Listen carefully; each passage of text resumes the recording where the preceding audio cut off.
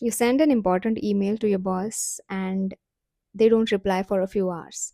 Immediately, your mind starts racing. Did I say something wrong? Are they upset with me? Am I going to get into trouble?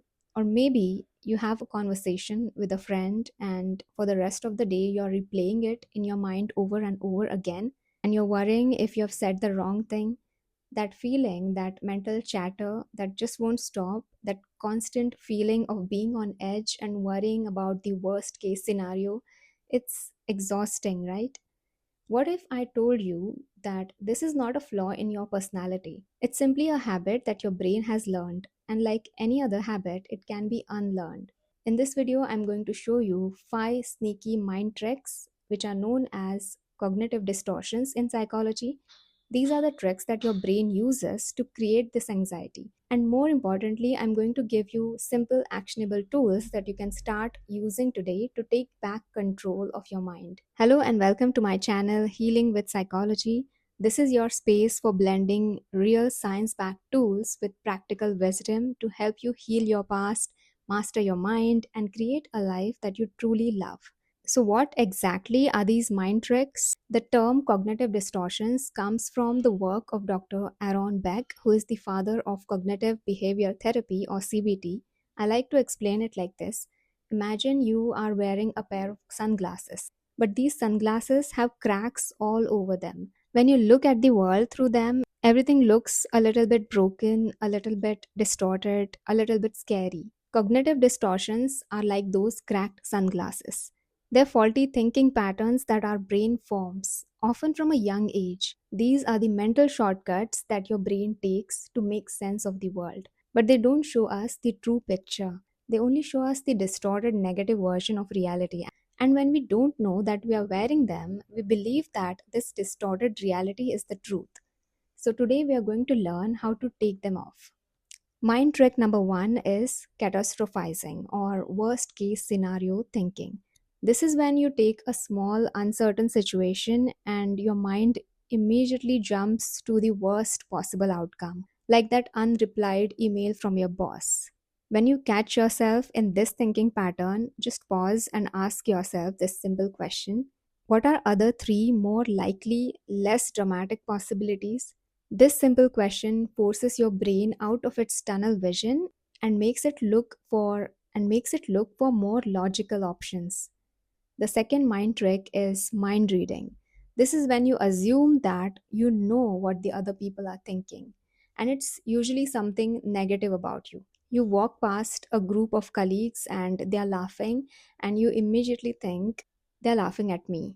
You give a presentation and you're sure that everyone thought it was boring. The truth is, you can never know what someone else is thinking about you. So, when you catch yourself mind reading, ask yourself, where is the concrete, factual evidence for this thought? Feelings are not facts. Unless someone has explicitly told you something, your thought is just a story that you're telling yourself. The third mind trick is black and white thinking or all or nothing thinking.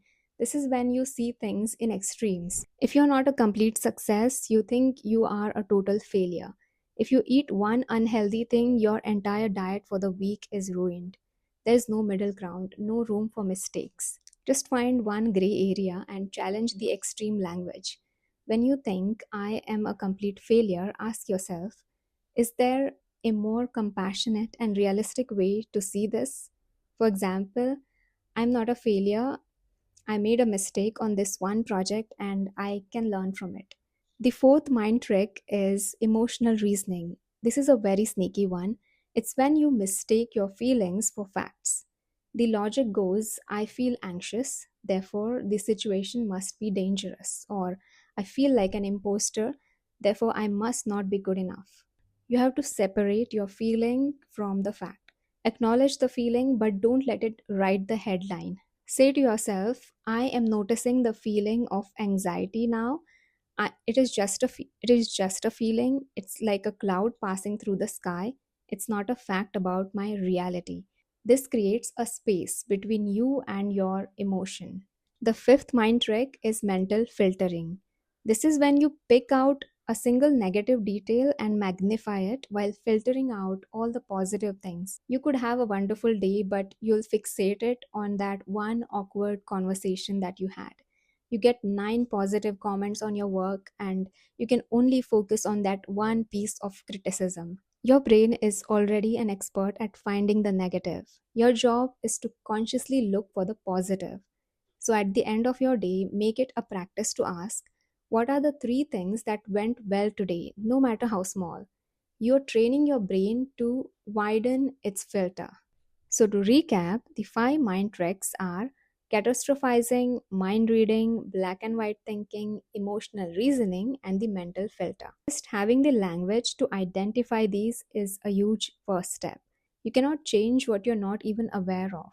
Now, if you could relate to this video and you want to go deeper and not just identify your patterns, but truly rewire them, this is just a small part of what I teach inside my coaching program. The first session is free and the link is in the description. Thank you so much for investing your time in yourself today. If you found this video helpful, just give it a thumbs up and subscribe to Healing with Psychology for more content like this. And I would love to hear from you in the comments below. Which of these five tricks do you notice the most often in your life? Answer this question, and I'll see you in the next video.